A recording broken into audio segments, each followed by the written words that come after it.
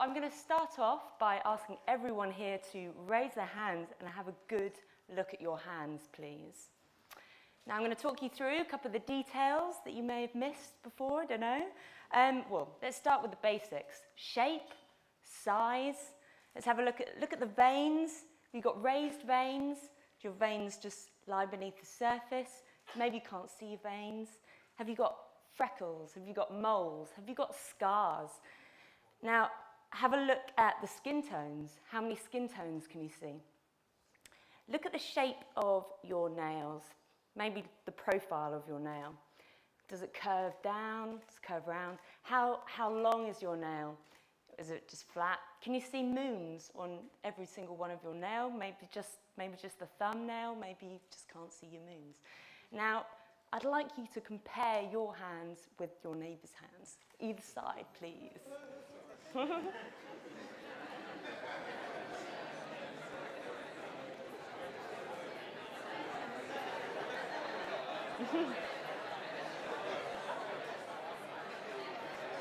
Okay, that's enough comparing. Right. Now, I think you'll all agree that we're all very different. Subtle differences may be, but we are all very different. And I have dedicated the last 9 years of my life looking at these details because I make prosthetic limbs for amputees, and I make fingers, I make toes, I make partial hands. I've got a bag of treats. I make partial feet. Let's put one there. I make arms. I make legs. And, oh dear. And I've even made a bottom, but that's another story.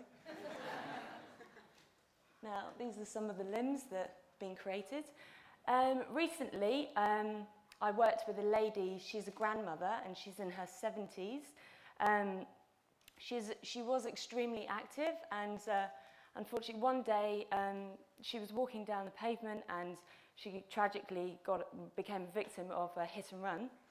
And for her, obviously her confidence had just been shattered, and having been really quite active, she just had to learn the whole rehabilitation, how to walk again. And but a milestone for her was not only to be able to walk, but to be able to wear a realistic prosthetic limb. Now,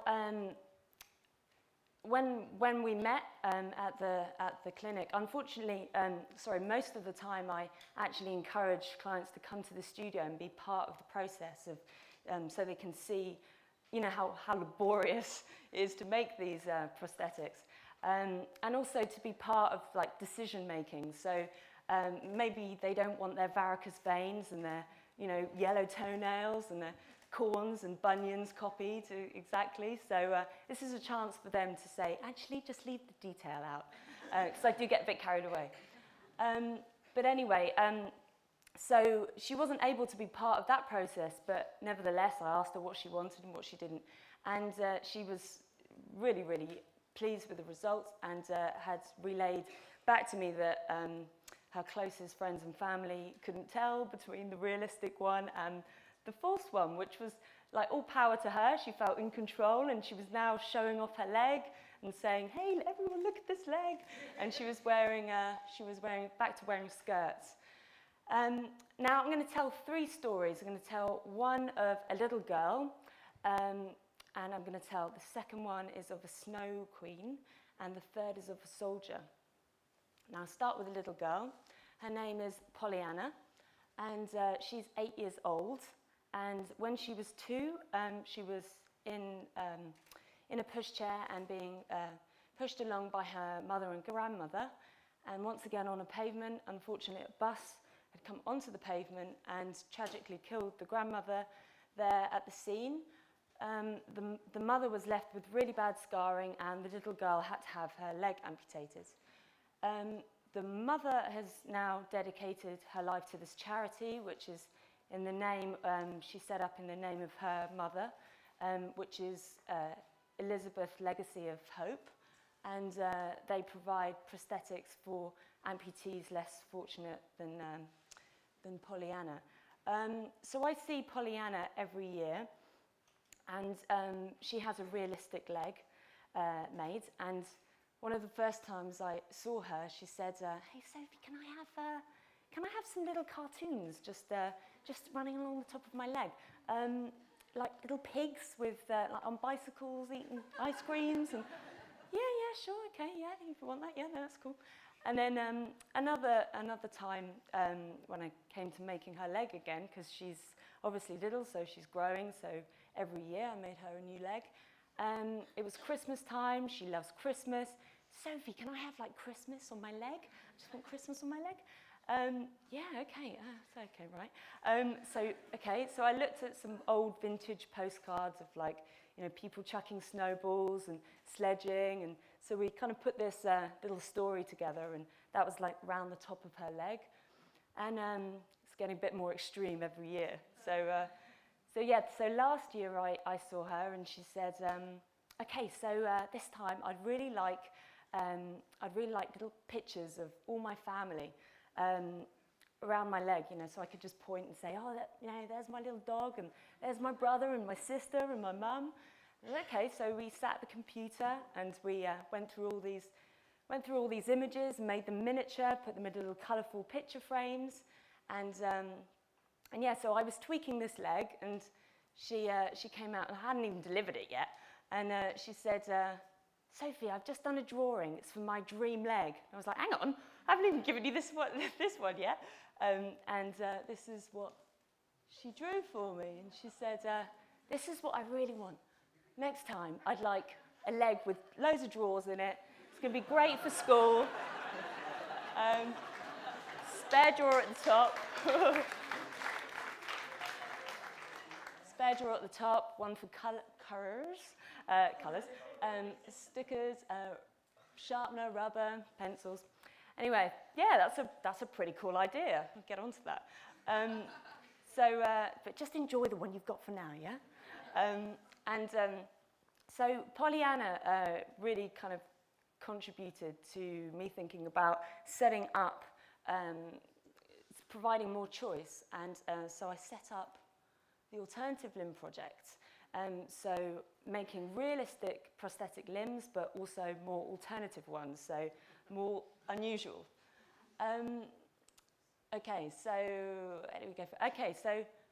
So I bounced this idea off some other amputees and just said, you know, "What do you think of this? Does anyone fancy this?" And initially they were like, "Well, it's a bit of a strange concept." So kind of like, "Oh, okay." And then they started thinking about it, and actually loads and loads of ideas were kind of reeling off. And hey, yeah, you could have like an arm that doubles up as a musical instrument, or you could have a leg that you could kind of, for above knee, you could flip it over and plug it into a monitor and start typing away, or you could have like secret compartments, or a disco leg that lights up to music, or like sweet dispenser leg. Anyway, the list goes on and on and on. But without that kind of with that innovation, you need the culture around you to kind of support it. And one of the major events, I think you'll all agree, in terms of how we see disability and amputees, it was the Paralympics 2012, last year. There was a particular lady called, so this is the next story, sorry, the Snow Queen, otherwise known as Victoria Modesta, who is a singer. She's also a performing artist and a model. Now, Victoria made a very brave decision in her teenage years, and that was to have a voluntary amputation. Now, she did this because when she was born, she had a withered leg that was shorter than the other side. She had countless operations as well to stretch it and strengthen it. And she saw the leg as being like very negative, both mentally and physically for her. Bullied as well at school because of it. And then when she got to the age where she could decide for herself, she decided, actually, I think I'd be better off with just a prosthetic. And so that's exactly what she did. And she got a prosthetic limb, and she hasn't looked back. And last year she was performing as the Snow Queen in the closing ceremony of the Paralympics. she was being twirled around to music of Coldplay and wearing heels that were kind of 6 inches off the ground. And this leg was made by the Alternative Limb Project and sponsored by Swarovski, which was great for me because I had like a table full of crystals and still got a couple left. So that was good. And then she did a shoot with, let's get it going. Oh, there you go. For the Times and Grazia magazine. So this is another leg that we were working on, which was the concept stereo leg. Now, so she got a lot of positive attention for this leg, and her attitude as well. And this is what she says. You want to read it? Tell me when you're done. Yes? Okay. Yeah, so mutant human in the best possible way. That's pretty awesome, isn't it? So now I'm going to talk about the third story, which is of the soldier. Now, come off that. The soldier is Ryan, and he was in Afghanistan, and his job was to clear mines. And he used to have a lot of discussions with his colleagues about what might happen and, whether they could, the high probability that they could be amputees or worse. And one day that happened, and he was out clearing mines and stepped on a pressure plate that partially detonated and took off his hand and foot clean at the scene. He got taken to hospital in a record time of 17 minutes, and then after that started his rehabilitation process. After grasping the kind of basic technique of walking, he then his mind drifted, and he started thinking of ways that he could personalize his leg. And he thought of things like alternative functions, like bottle opener, or different patterns, textures, and colors. And we got in touch through the centre, and we came up with this. So this is so he wanted something that was incredibly surreal and organic, and also detachable as well, so that if he was doing DIY, he didn't want to get grease on it. I don't know. It's wipeable, but yeah. So all the muscle plates clip on and off onto a removable sleeve, and his foot there was made to obviously resemble the other one, and we even took hairs at the back of his neck to put on the toes to make them super realistic. Yeah, so that was Ryan. Thank you. Thank you.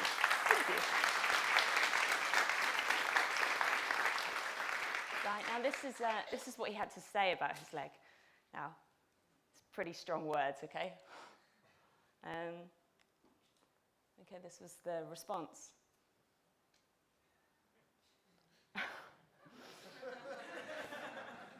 Now, it's pretty extreme, right? Okay. And I don't think for any second that if anyone really contemplated this, that they would consider chopping off their perfectly healthy limbs to replace them with, cool ones. Maybe in the future, but no, I don't think just yet. But I have had many articles out in publication and online, and it's surprising that how many people have responded like this. Is it really bad to say that actually, I really want one of these? And so just for a minute there, the power has been transformed over to the amputees. Usually, not always, but has often been seen in a pitiful way, maybe. Like I said, not always, but now is the subject of envy. So this is like proper leg envy. So it's cool. It's good for him. And everyone, I think. So these are some other limbs that have been created as well. So the snake arm. I mean, usually the prosthetic, the realistic arms, they kind of have quite a kind of straight line to finish. But we just went for it and said, well, actually, if we make that really obvious with a snake, you kind of wouldn't notice so much in a way. So, well, obviously, it's not real, but yeah. And this is another one here, floral leg. And yeah, so now, I mean, all these prosthetic pieces I have made myself, but I'm now working with other artists to create not only alternative looking limbs, but alternative looking limbs, but with alternative functions also. So this one lights up, so she often cycles with this. And we can say she hasn't been seen. And there's also a couple in the bag. So this is one. This is kind of steampunk, I guess. And it's got some little compartments there as well to smuggle things in. So that's one. And another one. So this is a leather arm. And it's based on, you know, real size. It's got a torch and a laser. And I turn the flashlight off. And it's got a, it's a magnet at the end. It's quite strong, actually. No, it's probably not going to take that. Anyway, yeah, so there's also a fingertip that it can be removed, and there's matches inside, and you can strike the back of the hand. There's also a spy glass, well, a magnifying glass, a watch, a compass, a whistle, a secret compartment. Yeah, anyway, so really the imagination is just down to the individual and how far their imagination wants to take them, really. There's also one more here I've been working on with someone else, and it's a blue leg which is with ivory relief, and there's a lady here in a kimono, and oh, it's hard to juggle it all, but it's got little drawers in as well, so you can see who that was inspired by. And yeah, so really, I'm just going to get everyone to lift their hands up again, and remember that we all are very different, and we respond to events very differently, mentally, emotionally, and physically as well. We're all very different, but it's about choice. Whether you want, if you were in this situation, whether you wanted a realistic limb, alternative limb, perhaps you don't even want to wear a prosthetic. It's down to personal preference and respecting that person's choice, and really just celebrating the difference. That's all.